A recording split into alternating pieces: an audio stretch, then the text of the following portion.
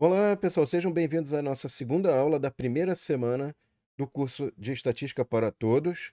E agora, então, nessa segunda aula, a gente vai abordar que tópico? O que é estatística descritiva e inferencial, tá?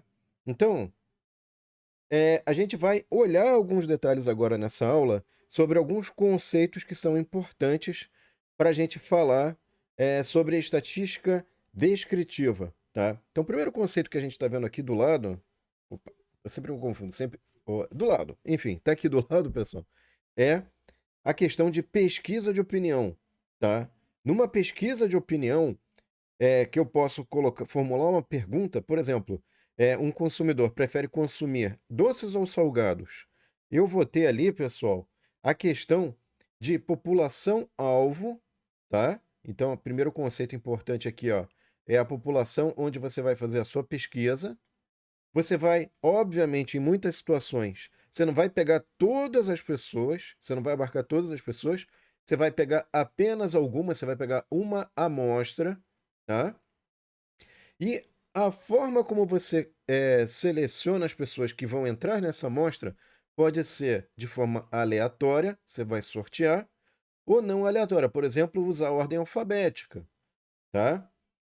E aí, pessoal, cada pessoa, cada componente, a gente chama dessa amostra, a gente chama de elemento ou membro, tá?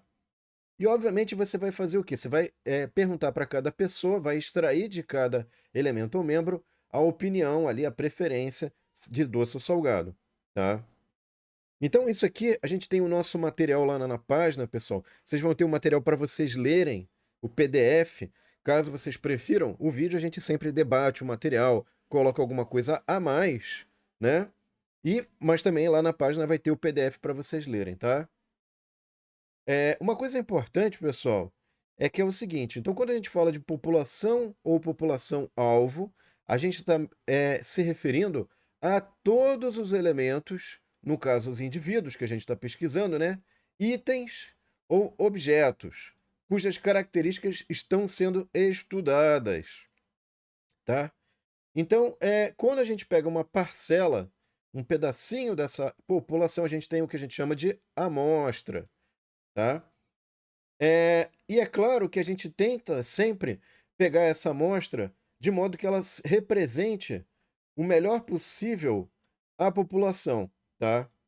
Então, se essas características da amostra forem mais próximas possíveis da população, a gente chama ela de representativa, tá? Um exemplo disso é a gente pegar a mesma proporção de homens e mulheres, tá? Ou ainda não ter apenas algumas pessoas de uma mesma cidade. Se a gente estiver fazendo uma pesquisa regional, nacional, né, tem que tomar alguns cuidados, tá? Caso todos os elementos da população tenham a mesma chance de serem selecionados, então a gente diz que essa amostra é aleatória, tá? Se a chance for igual para todos os elementos, então a gente chama isso de aleatória simples, tá?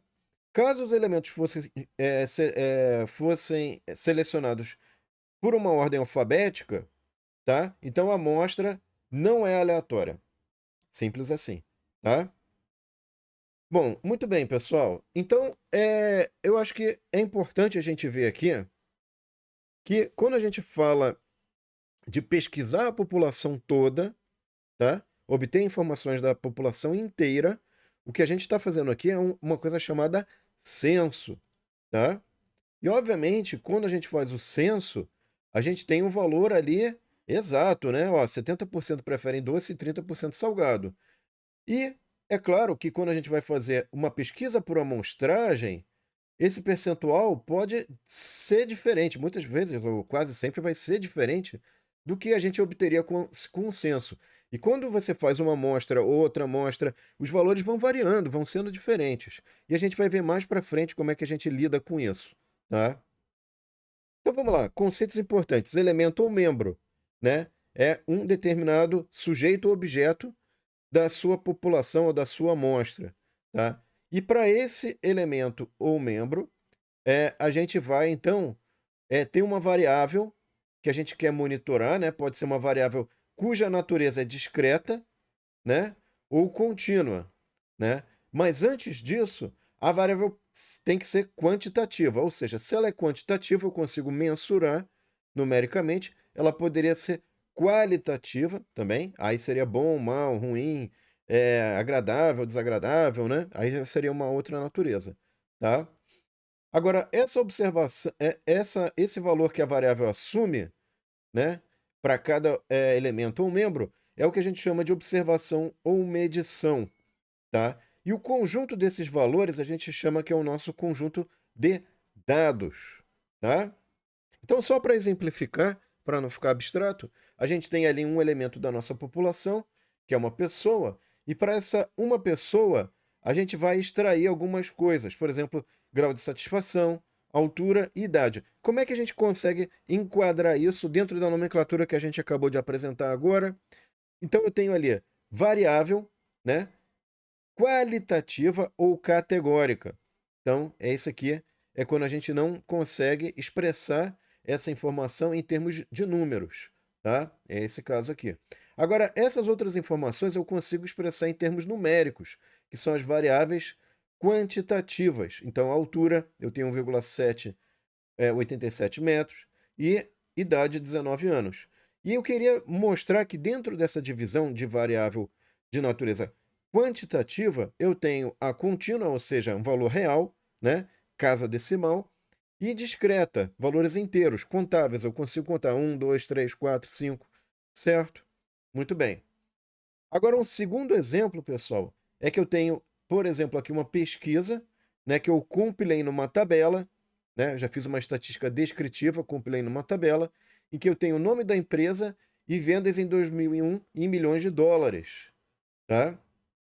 Então, cada linha dessa tabela, eu tenho na primeira coluna os elementos, um elemento aqui, por exemplo, é uma empresa, tá? E na segunda coluna aqui, eu vou ter as informações da variável quantitativa que eu escolhi, que são vendas em milhões de dólares, que obviamente aqui é um valor, tá? O conjunto de valores eu chamo conjunto de dados, e cada valor individual eu chamo de observação ou medição, tá? Uma atividade interessante, pessoal, seria a gente, por exemplo, perguntar ou lançar um questionário para a sala. Vou ver se eu depois lanço isso também em Python e compilar esses dados, por exemplo, a altura das pessoas, a idade das pessoas da nossa sala. Enfim, dá para fazer várias coisas bacanas e interessantes. E a gente, então, descobrir aí são as estatísticas da nossa sala, tá? E também a gente poderia lançar uma pesquisa, né, pessoal, relativo à questão de se a pessoa prefere doce ou salgado, né? Então a gente poderia fazer uma pesquisa por amostragem e depois fazer o censo e verificar a discrepância entre os dois, tá? É isso, pessoal. Então eu agradeço a atenção de vocês. Espero que vocês tenham gostado e espero vocês lá na nossa terceira aula, hein, pessoal? Um abraço e até lá.